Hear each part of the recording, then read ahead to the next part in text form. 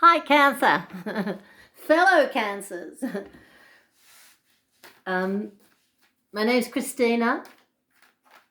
I'm a Swedish Australian, and the company you're looking at is called Swedish Dharma Tarot. And I'm a psychic, a medium, a healer, and an artist. For the time being, living in southern Sweden. Not for long. In 2 weeks, I'm going to be somewhere else. The marriage card, I'm not sure if it came up in reverse.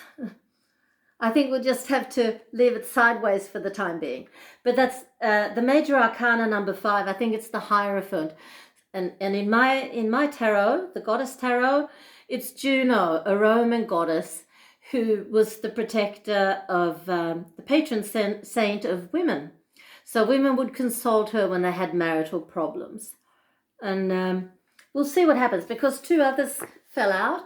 A king of swords, so a Gemini, Libra or Aquarian man, but he also comes upside down, so he could be part of the divorce, possibly. We'll see what happens in the reading. And the 3 of Cups. These are women, often of the same family, getting together and celebrating.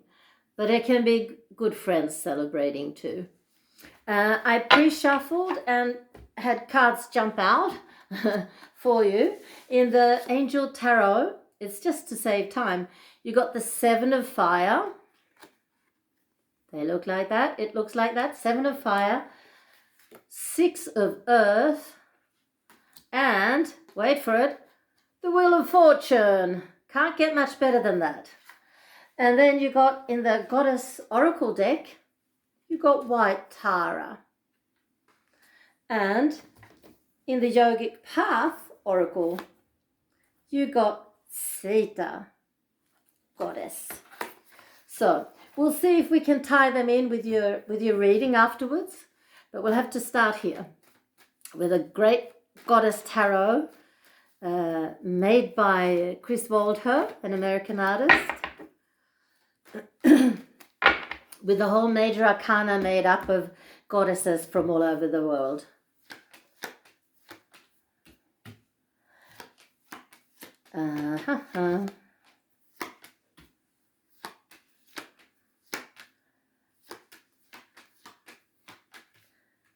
So, this will be,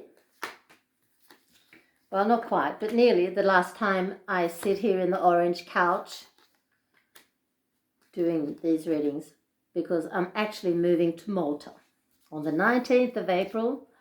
I have a one-way ticket. It always feels great with a one-way ticket. There's something really extraordinary good about that when you're a vagabond like me.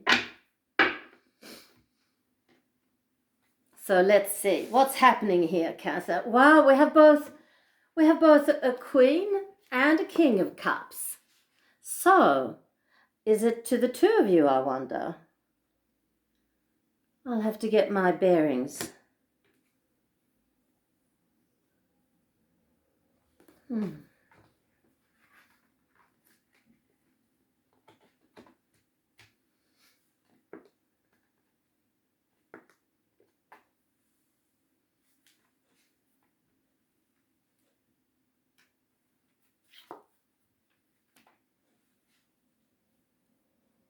I don't understand a lot, I must admit.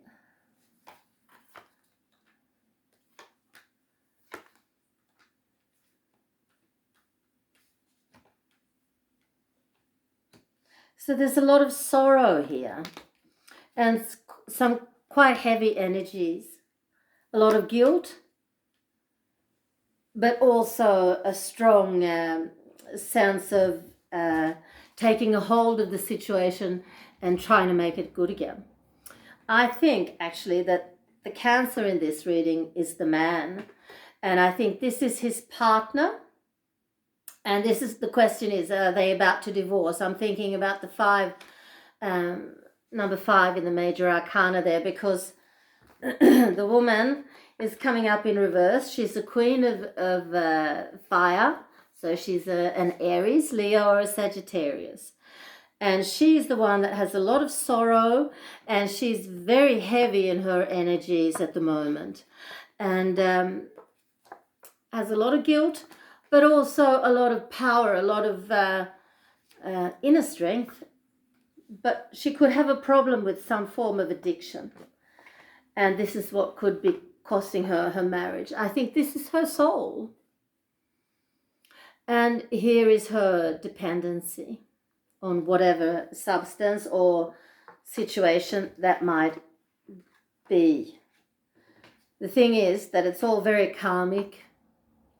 So this is part of her life lesson, this incarnation, and the same goes for her husband. I will say, though, that the chances of this Queen of Staves, this fire sign woman, sobering up are extremely good, because here is clarity of thought, and here is the solution to the problem, that things will work out. The thing is with addictions of different forms, that often the last person to find out that they have a problem, or not, to find out or to realize, accept that they have a problem, is often the dependent one. The codependent one here is all too often part of the problem. They enable, and they sweep things under the carpet, and we do all sorts of weird things when we're codependent, which is not good for ourselves, and it's not good for the person that's concerning the addiction. So I think this marriage is in the balance. And I wonder then, who is this man here? This King of Swords. I have to get some clarity on that, I think.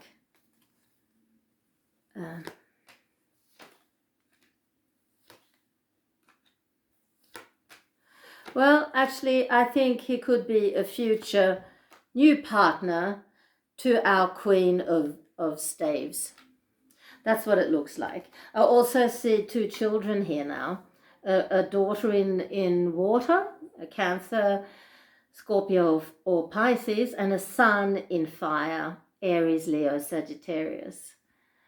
And maybe that's why the marriage card, I didn't know if it was upside down or if it was upright, because I think the ending of one relationship will lead to the beginning of the next one. And that's probably the best thing to do for this couple, this fiery woman with the addiction, and her codependent Cancer husband. Through a separation, you can both get some perspective and straighten up your lives again without that dysfunction, hopefully. And I think definitely that the Queen of Staves here is going to get her things together, get her life together. But she's not there yet, but she will. So that was it from the tarot. Let's have a look at these cards now. We know the Wheel of Fortune's with you, but what's the 7 in fire? Stand up for what you believe and your decisions, and choose your battles well. 6 in earth. Gifts in the form of money, time, or effort. New career possibilities. To get a loan or pay your debts. And then, of course, the Wheel of Fortune. A time of positive change. A situation suddenly moves forward with great stride. Luck is on your side, not stride, side. And then we have White Tara, sensitivity. You're becoming increasingly sensitive. Avoid harsh relationships, environments, situations, and chemicals. The thing is that often people that have addictions are often very, very just that, sensitive. They can work as mediums and psychics, no problem, if they wanted to. But when you're uncomfortable with that sensitivity, you might want to smooth over it or soothe it with alcohol or whatever kind of drugs, whatever kind of addictions. And I think that's the case for this Queen of Staves, that she's actually a healer. And I hope you're a cross watcher and that you take this to heart, because I feel that very strongly, that it's for the cross watcher, absolutely. It's not for the Cancer man. And here we have Sita. Goddess of devotion and loyalty. You have devoted your entire self to a person or project, and your loyalty cannot be questioned. Even in the face of harsh treatment, you have endured in the name of love. Now this is for the Cancer husband, really.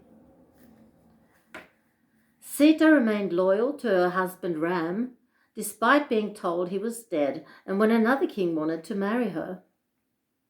When her husband returned, he didn't believe her fidelity. And she said, "If I am telling the truth, I will jump into this fire and will not be burned." She stepped into the fire, untouched, proving that she was indeed loyal. Sita understands how much you truly care and the sacrifices you have made. You have displayed selfless devotion, which is one of the most holy things we can do. In serving those you love, you serve the divine. But now, dear King of Cups, you have to serve yourself, first and foremost. Thanks for watching. I hope that was a help to you. Take care and don't forget to breathe. Bye.